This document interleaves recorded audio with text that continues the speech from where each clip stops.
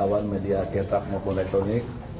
Hari ini saya Kapolda Metro Jaya didampingi oleh Pangdam Jaya, Pangkop 1, Pangarmabar yang mewakili Gubernur melalui Kajati akan menyampaikan maklumat Kepala Kepolisian Daerah Metro Jaya nomor 4 11 Romawi 2016 tentang penyampaian pendapat di muka umum.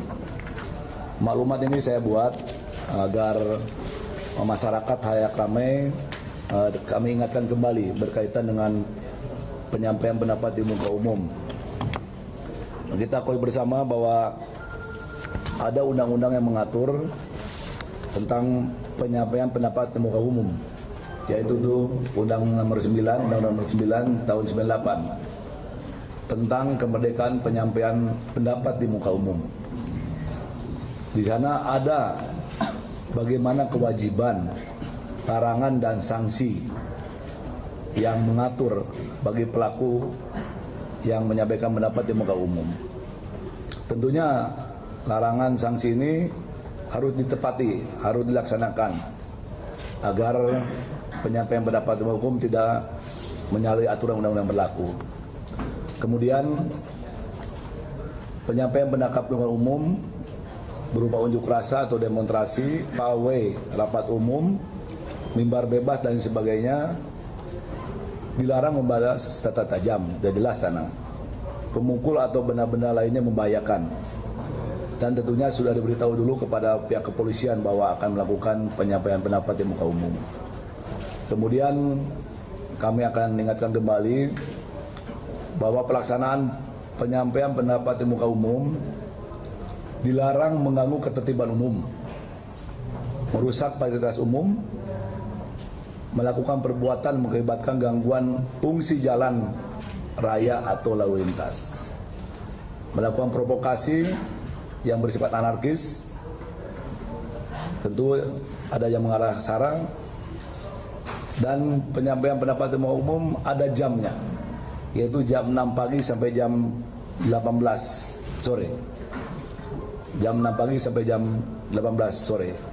Oleh sebab itu pada kesempatan yang baik ini kami mengeluarkan maklumat. Adapun poin berikutnya, dalam hal penyampaian pendapat muka umum, apabila melakukan kejahatan keamanan terhadap negara itu disebut makar. Apabila, kalau tidak disebut makar ya, di mana akan menggulingkan permintaan yang sah. Ya, itu ada undang-undang mengatur. Ini kami garis bawahi. Tapi apabila tidak dilakukan tidak ada masalah. Penyampaian pendapat di muka umum boleh dilakukan. Tapi saya ulang kembali, ada ketentuan yang harus dilakukan. Jadi Polri dalam hal ini tidak melarang orang untuk berunjuk rasa, untuk berdemonstrasi atau menyampaikan pendapat di muka umum. Tapi ada ketentuan yang berlaku. Yang sekarang kita dengar bahwa saudara-saudara kita akan melakukan penyampaian pendapat di muka umum atau akan sholat Jumat di jalan raya di sepanjang jalan protokol Sudirman Tamrin. Itu yang tidak diperbolehkan sesuai dengan undang yang berlaku. Karena apa? Mengganggu ketertiban umum, akan mengganggu aktivitas masyarakat lainnya. Ya. Jadi bukan tidak boleh, silahkan. Ya. Nah, seyogianya kalau sholat Jumat kan ada masjid. Banyak masjid tersebar di seluruh jalan protokol tersebut, ya. Sehingga aktivitas masyarakat lain pun bisa tetap jalan, tetap terakomodir. Apakah itu yang bekerja, apakah itu yang akan sekolah, apakah itu yang akan bepergian ke rumah sakit dan lain sebagainya. Karena kita tahu jalan protokol Sudirman Tamrin itu jalan urat nadi bagi lalu lintas khususnya di Jakarta. Kami sudah berkomunikasi semua dengan unsur Polkominda seperti yang rekan-rekan lihat di depan kami semua. Tentunya ini maklumat ini berharap untuk bisa dilaksanakan oleh saudara-saudara kita yang akan melakukan penyampaian pendapat di muka umum. Demikian maklumat Kapolda nomor 4 11 Romawi 2016 saya sampaikan pada rekan-rekan wartawan sekalian. Terima kasih.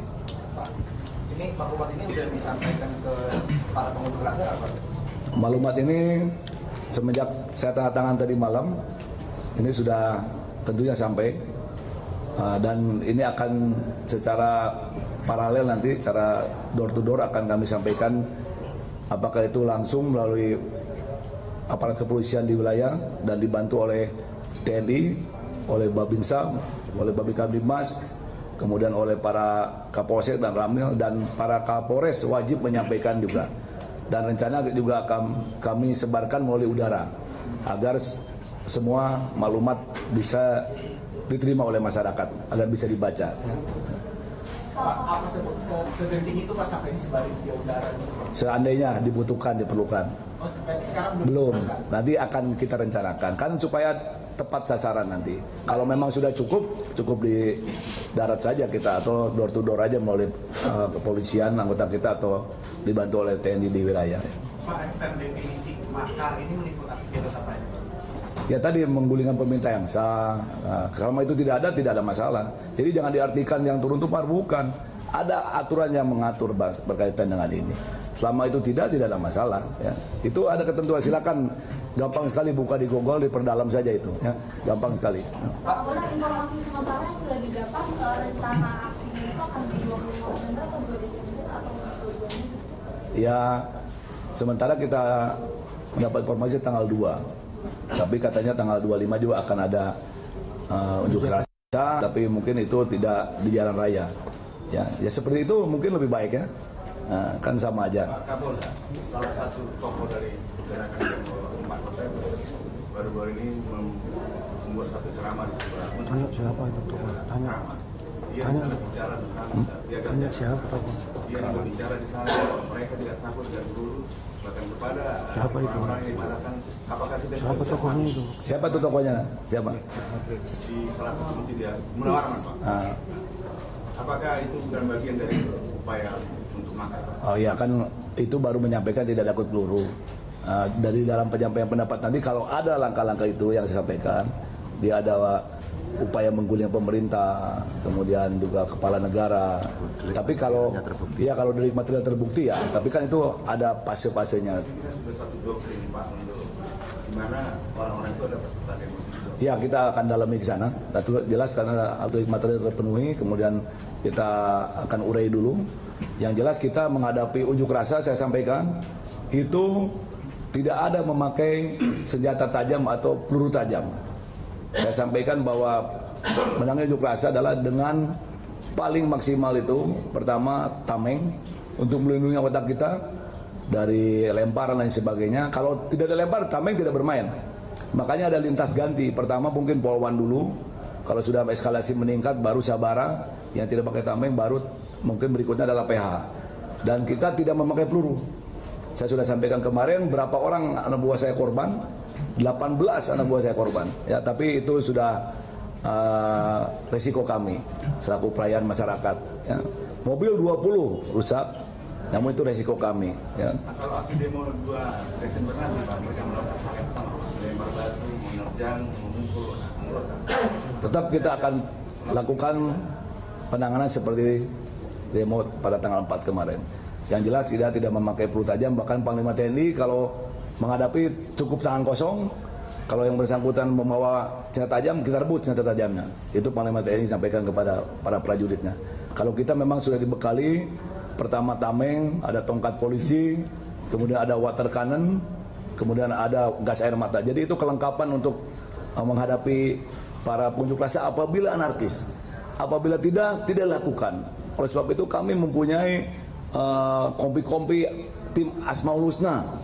Itu artinya kan kita ingin sama-sama berunjuk rasa secara aman, tertib dan damai.